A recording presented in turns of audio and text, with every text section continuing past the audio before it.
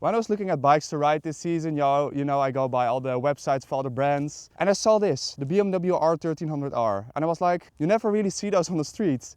And if you think about it, it's quite a weird thing. So it's in the kind of super naked category, but it's got 140 horsepower, which is comparatively a lot less than its competition. It's also quite heavy, so it's 240 kilograms wet. So yeah, I was just like, why does it exist? And does it have a reason to exist? So yeah, that's what I'm going to tell you in this video. That's what we're going to find out. Yeah, let's hop on, go for a ride. I'll tell you all about my experience with this 2026 BMW R1300R.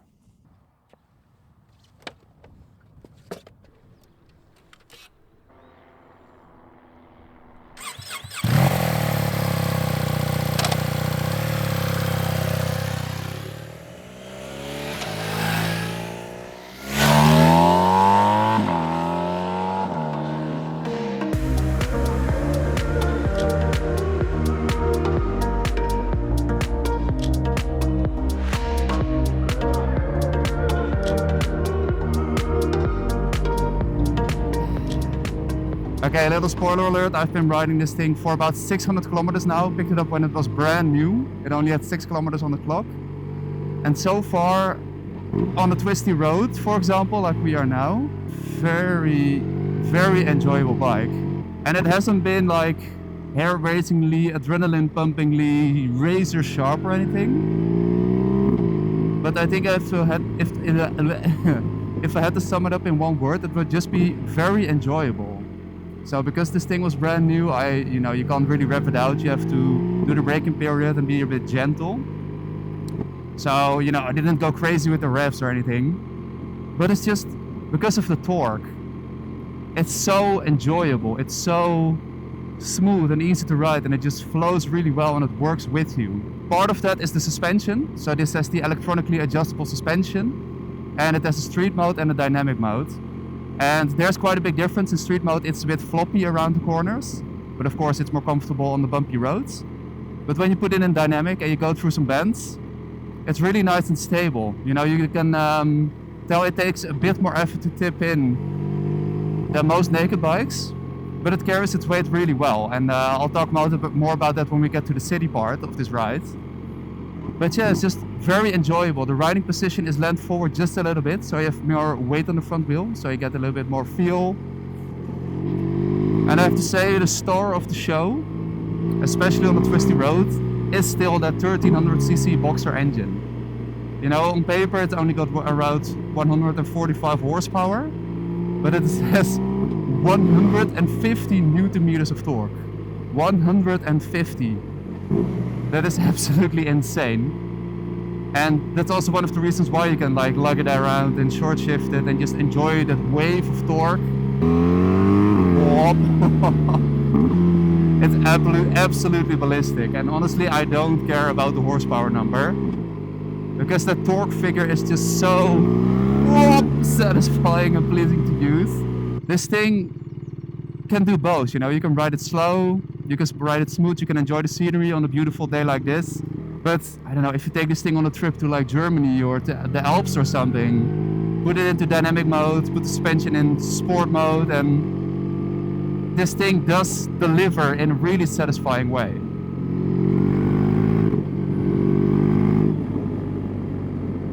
Look at this little fly up here, he's just holding on for dear life. Sorry, buddy. What? He has some grip on those legs, man. They should make tires out of that material. Holy crap.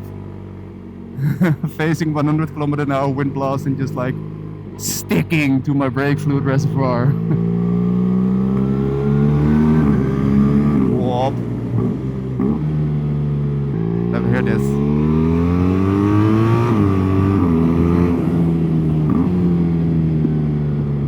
I think it sounds good. I don't think it sounds amazing. I'm personally not the biggest fan of the Boxer engine. I mean, like I said, I don't hate it. It's not bad, but it's not lighting my hairs on fire or anything.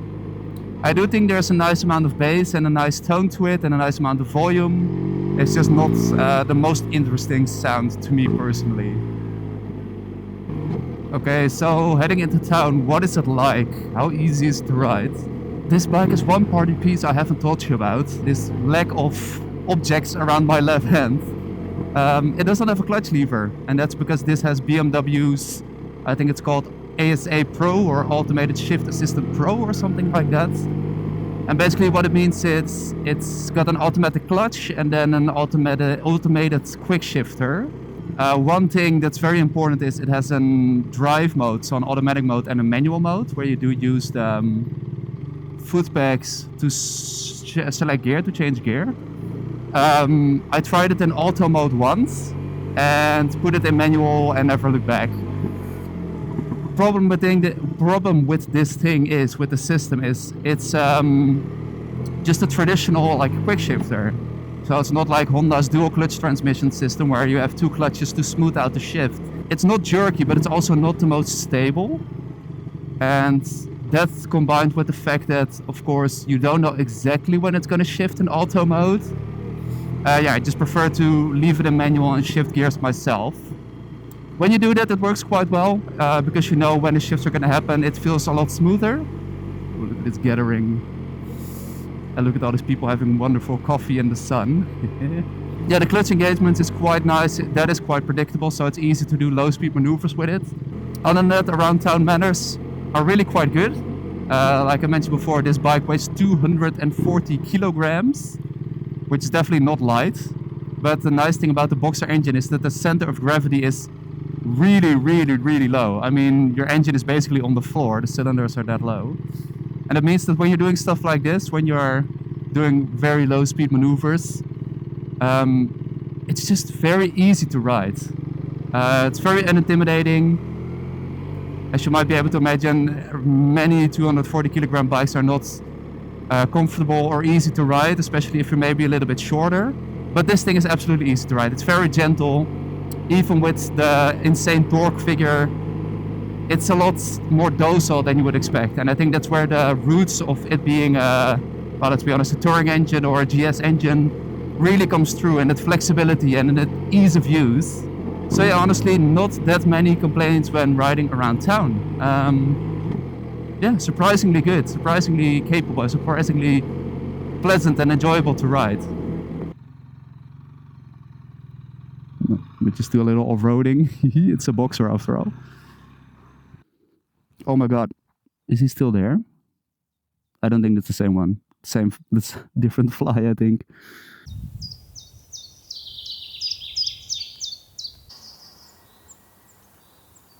About 95% of the people that watch this channel, so my channel you're watching right now, 95% of the people are not subscribed. So if you're enjoying this video and you want to see more, please do consider subscribing. And I also have channel memberships now. So if you look besides the subscribe button down below the video, you can join as a channel member. It costs €4 a month. And basically it's just to support me making videos. If you're ever in the area, you know, if you're ever around Holland or if you live in Holland, please do feel free to DM me on Instagram and we can go for a coffee and, you know, talk about life or talk about bikes. And one thing I did just briefly want to touch on is just how absolutely massive and wide this thing is. So as you can see here, the cylinders stick out a bunch. What do you think of the looks? I don't think it looks beautiful. I don't think it's a beautiful motorcycle, but I do think it's interesting. Like you have the really wide front and then you have a pretty narrow back end. Let's continue a ride. Probably going to tell you a little bit about the highway comfort, about the rideability of this. And yeah, enjoy this beautiful weather, enjoy this beautiful day. Nice day to be out riding with you.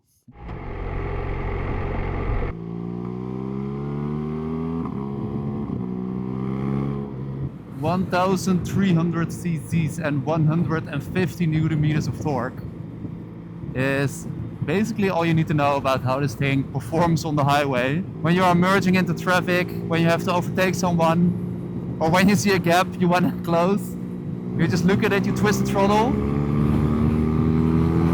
and you're there. Like, it's absolutely crazy. So yeah, engine is very capable. On the other side, it's also very nice and smooth. So again, I think this is where the... wait, I have another fly here. What the... oh, and he's gone. Yeah, I think this is where the R1300 GS vibes and roots of this engine really come into play again. Because when you're just cruising like this on the highway, it's so docile, it's so sedate, it's so easy to use. There's hardly any vibrations through the handlebars, through the foot pegs. One downside I do have to say is that, of course, with the naked bike you expect quite a bit of wind, but the upside about that is you don't really have any turbulence. At least that's how it's supposed to be, because, you know, there's not a lot of in front of you to generate turbulence. But on this bike I noticed that it is quite loud, and it is quite, I do get bopped around a little bit. And of course this is very personal, you know, it depends on your height, it depends on your helmet, it depends on the wind direction. So definitely take this with a grain of salt. But yeah, to me this is more one of the more turbulent and one of the more loud and one of the more windy naked bikes out there. Another thing of note to comfort I will note is that the seat is quite hard. So for about an hour and a half is fine. But yesterday I was riding all day, and at the end of the day I was feeling quite some pains in my butt. Another party piece I haven't told you about yet on this bike.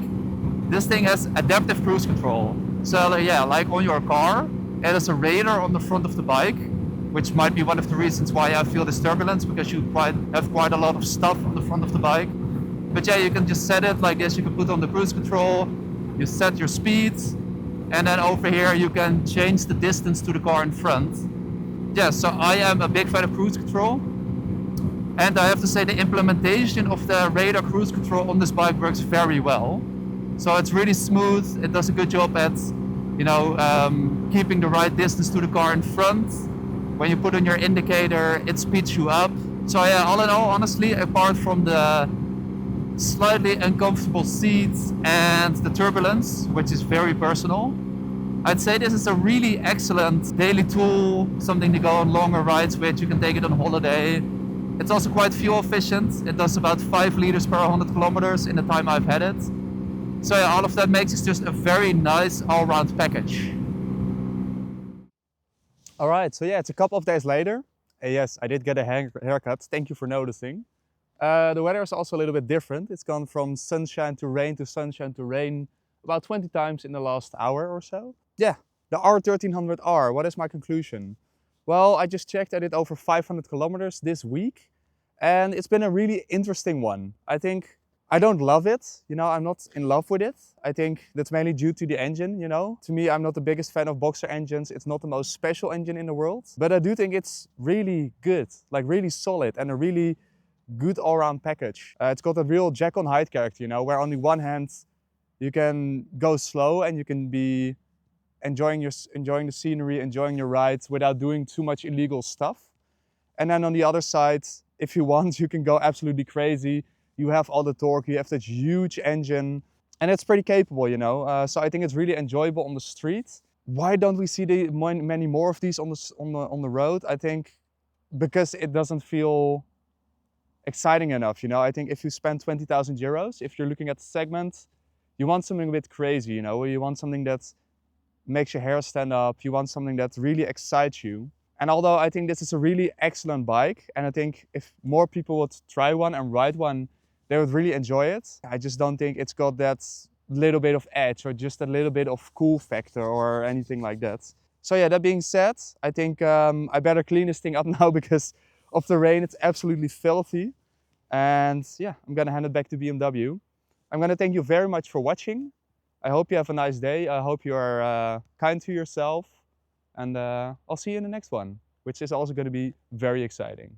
Ciao, ciao.